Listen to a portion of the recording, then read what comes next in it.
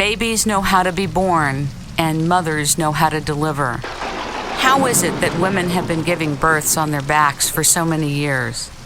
How come it is that the C-section rate in the United States of America is now at 30%, and the rest of the world is growing? This seems so unnecessary. When in fact, it was a king that you will hear about that instituted the process of a woman lying on her back giving birth. Please welcome to It's Rainmaking Time, Barbara Harper, founder of Waterbirth International, an RN, a childbirth advocate, a midwife, and the author of Gentle Birth Choices by Inner Traditions.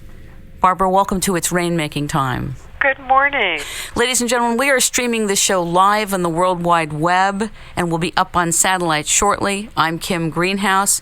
I'm delighted to have you to the show. I also want to welcome an associate, Roberta Scare, the co-author of A Good Birth, A Safe Birth in its third edition, a woman who has been on the leadership team and co-founder of the Coalition for Improving Maternity Services, an editor of Genesis, the newsletter for Lamaze International, a former board member of Lamaze International and La Leche League leader for 30 years, mother of four and grandmother of one, Roberta Scare. Welcome to It's Rainmaking Time. Good morning, Kim and Barbara. It's good to be with you. You know, ladies, we have to talk to the public about how it is that women transitioned around the world from giving birth, squatting, to giving births on our backs.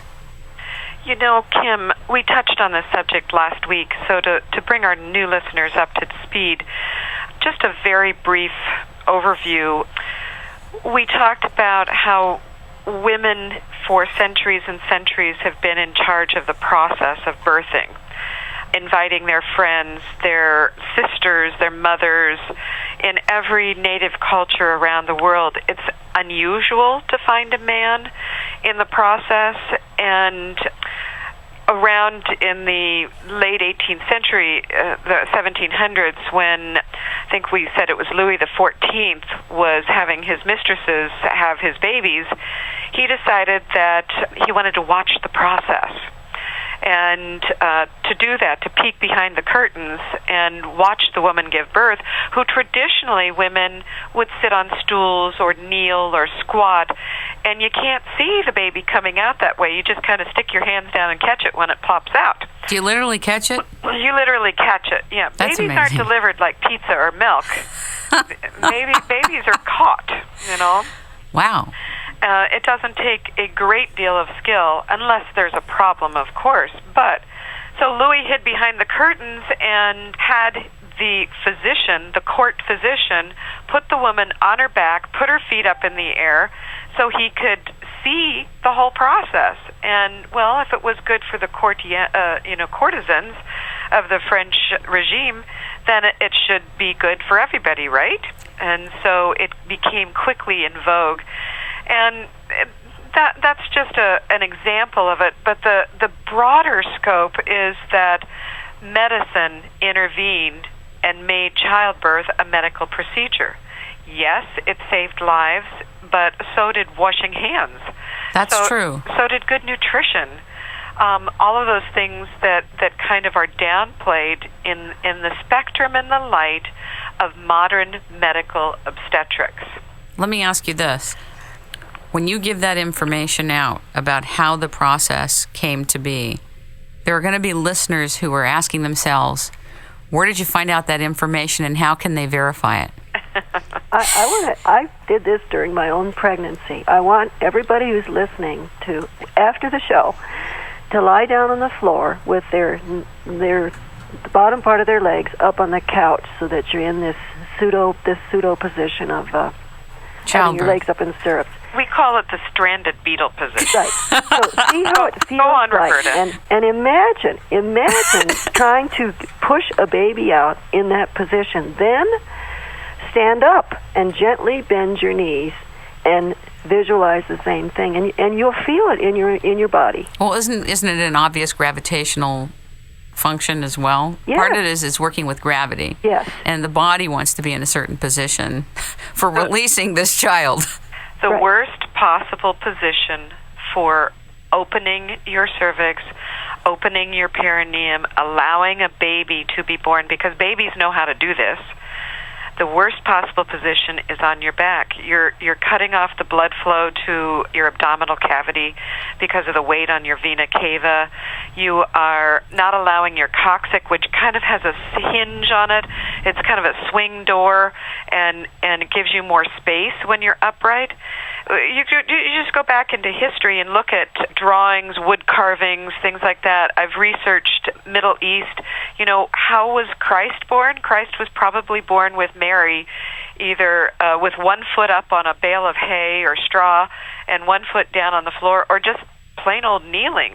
So biologically, this is how it's always been. And now the complete opposite is in place. When you said, Barbara, that babies know how to do this, and you said this to me on the phone several weeks ago, and it blew my mind, that babies know how to be born. Can you articulate what you mean by that? Because that's a very big statement when you really let it in. What do you mean babies know how to be born? Well, not very many people understand the chemical and hormonal processes that go between the mother and the baby. And labor, the process of the contractions of the uterus that open the cervix to allow the baby to emerge, labor begins by the release of a hormone from the baby's pituitary gland. And scientists and researchers for the last 15 to 20 years have been looking at our DNA. They've been looking at the chemicals that are released in the baby's brain and in the mother's body that control all these processes of sexuality and birth and maturation of the baby and labor. And it's an incredible orchestra of working together. Mother's body grows the baby and releases the baby. Baby's body grows to a certain point, says, okay, it's time, I'm ready, and then has to go through an innate process that says, first I go this way, then I go that way, and it has nothing to do other than follow that innate process that's within its brain cells. And the baby must complete those movements to be a whole and complete human being. So this is already, it's kind of like something that's in the works, ready to be played out, almost like an executable program.